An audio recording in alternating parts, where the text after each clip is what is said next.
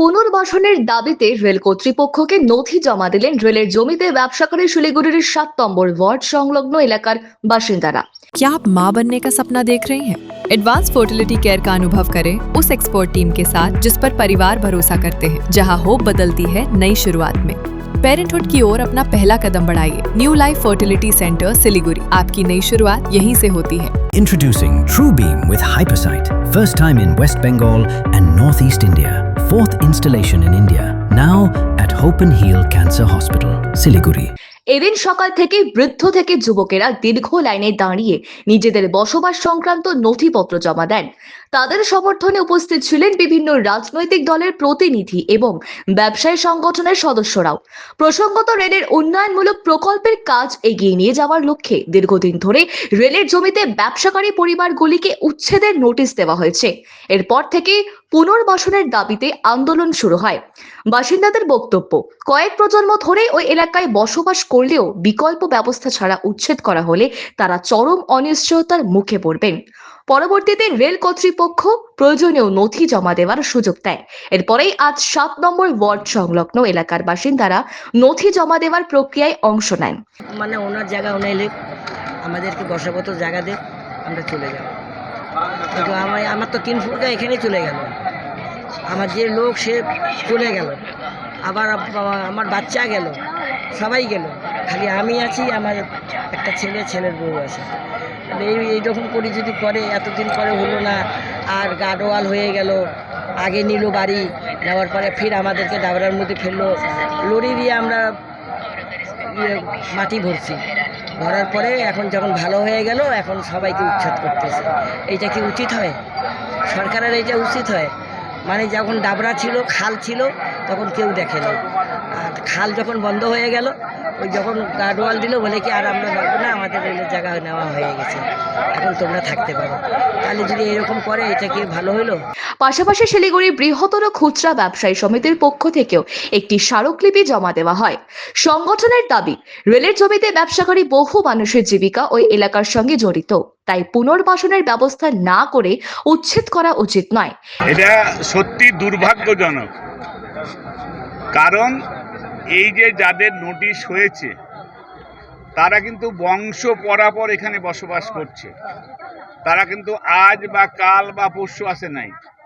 এই সমস্ত মানুষরা তাদের বাবারা এখানে বসবাস করছে, তারপরে ছেলেরা বসবাস করছে, তারপরে তাদের ছেলেমেয়েরা এখানে দোকানদারি করছে বা বসবাস করছে।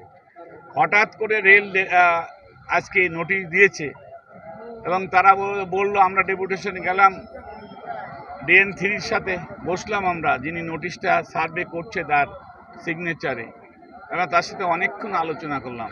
গত সপ্তাহে আমরা IW টাউনের সাথেও আলোচনা করছি যে অবস্থাটা কি হবে, এরা কোথায় যাবে। আমাদের তো দাবি একটাই, যে উন্নয়ন হোক, রেল উন্নয়ন করুক, তার যেভাবে উন্নয়ন করুক, তার সাথে আমাদের একটা দাবি থাকবে, এই লোকগুলো, গরিব লোকগুলো যারা বসে আছে রেলের জন্য, তারা খুবই গরিব মানুষ, তাদেরকে পুনর্বাসন দিয়ে যা করার রেল জন্য এই চিন্তাভাবনা করে। এটাই হচ্ছে আমাদের মূল দাবি।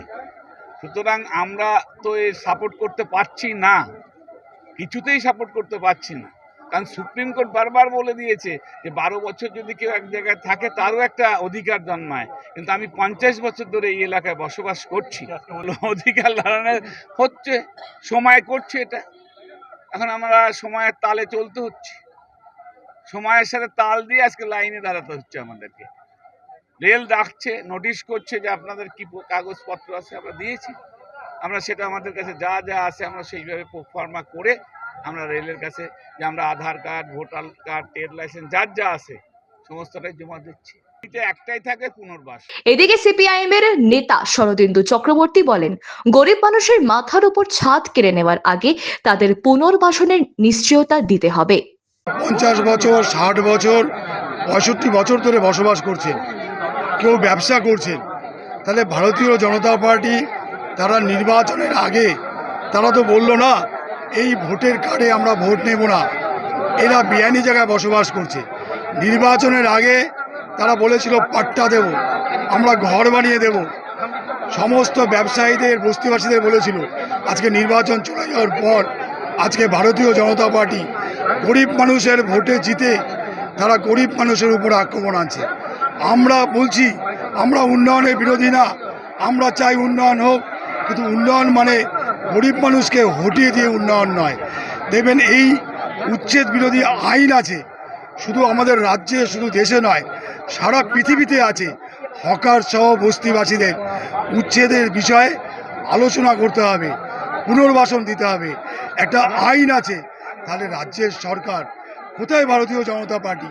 আমরা আজকে তাই এখানে এসেছি, ধারাবাহিকভাবে আমরা দল মত নির্বিশেষে আমরা গরিব মানুষের পক্ষে।